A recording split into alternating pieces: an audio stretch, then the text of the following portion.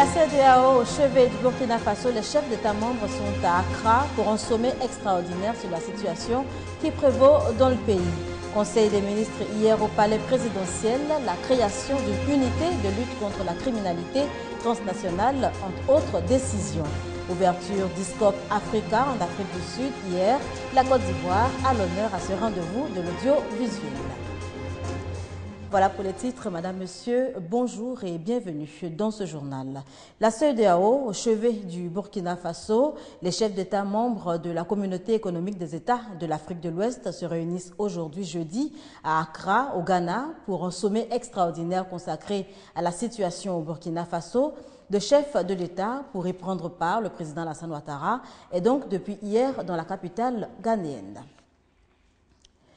Les négociations se poursuivent donc pour une transition démocratique et apaisée au Burkina Faso, transition qui va durer 1 an, les élections présidentielles et les législatives étant fixées au mois de novembre 2015. C'est en tout cas ce qui a filtré des pourparlers entrepris hier par les chefs d'État ghanéens, sénégalais et nigérians.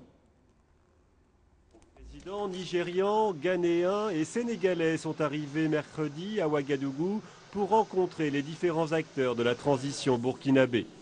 La délégation conduite par le président de la CEDEAO, Dramani Mahama, s'est entretenue à huis clos avec le nouvel homme fort du pays, le lieutenant-colonel Isaac Zida.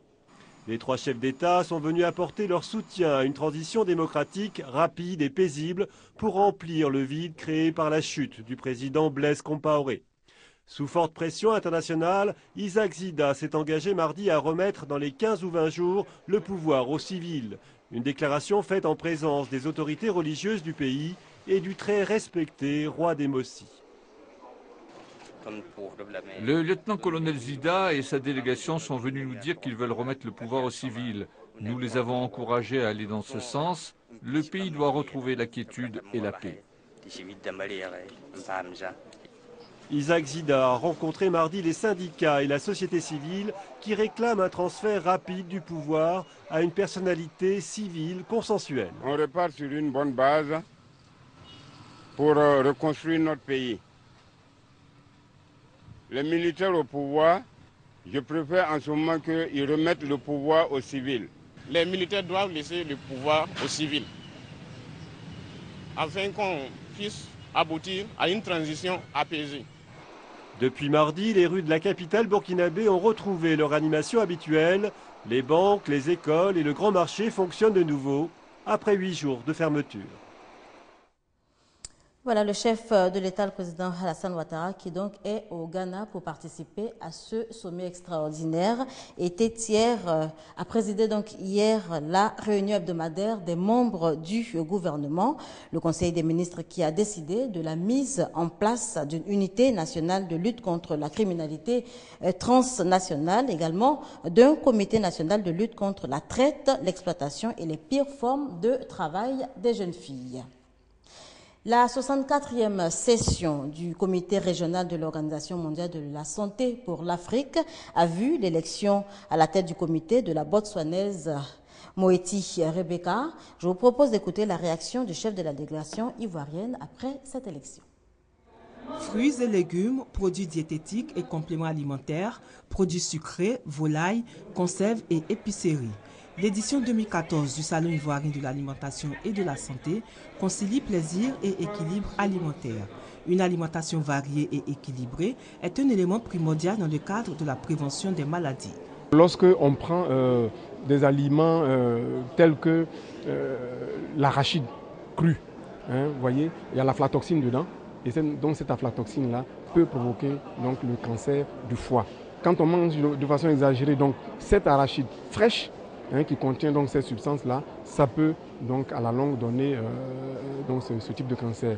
Le salon est ouvert aux professionnels mais aussi au grand public. Cette année, nous faisons sur place le dépistage du cancer du col de l'utérus chez la femme, le dépistage du diabète, il y a les soins dentaires et aussi des dons de sang. Et nous avons les expositions ventes. Le Salon ivoirien de l'alimentation et de la santé prévoit des échanges riches en thèmes d'actualité du secteur à travers des conférences et des workshops. Voilà, vous l'avez certainement rectifié par vous-même. Il s'agissait là plutôt du Salon international de l'alimentation et de la santé, élément proposé par Patricia Oumou-Etia. Je vous propose à présent d'écouter la réaction du chef de la délégation ivoirienne à la 64e session du comité régional de l'Organisation mondiale de la santé pour l'Afrique. Le commentaire que je voudrais faire, c'est que les pays de l'Afrique du Sud et de l'Est ont voté en bloc et l'Afrique de l'Ouest s'est présentée en ordre dispersé à ce scrutin. Nous payons le luxe d'avoir aligné 3 candidates de l'Afrique de l'Ouest, alors que nous aurions pu faire preuve de solidarité pour avoir ce poste prestigieux de directeur régional de l'OMS. Je vous propose à présent une randonnée à Korogo où récemment a été lancée une opération pour lutter contre le paludisme. Au cours de cette opération de démoustication, les agents techniques de la mairie de Korogo et ceux de l'Institut national de l'hygiène publique ont sillonné les rues et foyers de la ville pour sensibiliser les populations sur les risques de contamination du paludisme et ses conséquences.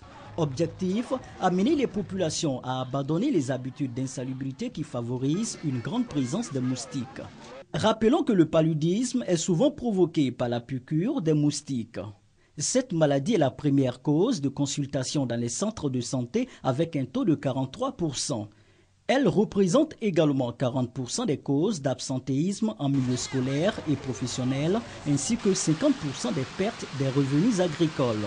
Cette opération de démoustication de la ville de Korogo est financée par les filières café, cacao et coton Anacad, dirigées respectivement par leurs responsables, à savoir Touré Massandje et Sanoro Lamine. L'opération est coordonnée par le conseil municipal de Korogo et l'Institut national de l'hygiène publique. Retour à Abidjan pour parler de ce drame survenu hier. 8 morts et 9 blessés, bilan provisoire de l'effondrement d'un immeuble R+3. Hier donc dans la commune d'Atekoubé, l'immeuble jugé vétuste était en démolition lorsqu'il s'est effondré sur les ouvriers. Les recherches se poursuivent pour retrouver 2 corps encore sous les décombres. Discob Africa, le marché par excellence de l'audiovisuel, a ouvert ses portes hier en Afrique du Sud. Ce jusqu'au 8 novembre prochain, la Côte d'Ivoire est à l'honneur à cette 9e édition. Discob Africa, c'est plus de 250 exposants et plus de 2000 visiteurs attendus. Christelle Ménan. Annoncé il y a déjà plusieurs mois, Discob Africa a ouvert ses portes ce matin à Johannesburg, en Afrique du Sud. Un départ plutôt prometteur. 1300 visiteurs déjà présents sur les 2000 attendus. Charité bien ordonnée, direction le stand de RTI Distribution, la petite dernière des plateformes de distribution africaines qui déjà se frotte au plus grand. Jusqu'aujourd'hui, la production audiovisuelle ivoirienne n'avait pas bénéficié spécialement d'une ouverture à l'international et notre grand atout repose effectivement sur l'exploitation de ces programmes-là. Face à plus de 250 exposants distributeurs de contenu ou ombrelles nationales, on retrouve les acheteurs. La RTI fait aussi ses emplettes. Ici, on sélectionne déjà les programmes qui feront prochainement partie de la grille des 2 chaînes RTI 1 et RTI 2. Après ce Discob, les Ivoiriens peuvent s'attendre à des contenus de programmes plus proches de leurs attentes. Nous venons voir ce que les gens nous proposent, qu'est-ce qui est en phase avec notre cahier de charges. Qu'est-ce qui est en phase avec les attentes du public ivoirien, des téléspectateurs de Côte d'Ivoire. Des critères à tenir pour un diffuseur quand on est sollicité dans ce marché par des centaines de distributeurs ou producteurs. Ils viennent du monde entier, environ 70 pays représentés. Dans un contexte de transition numérique pour certains et de passage effectif au numérique pour d'autres, l'Afrique intéresse beaucoup.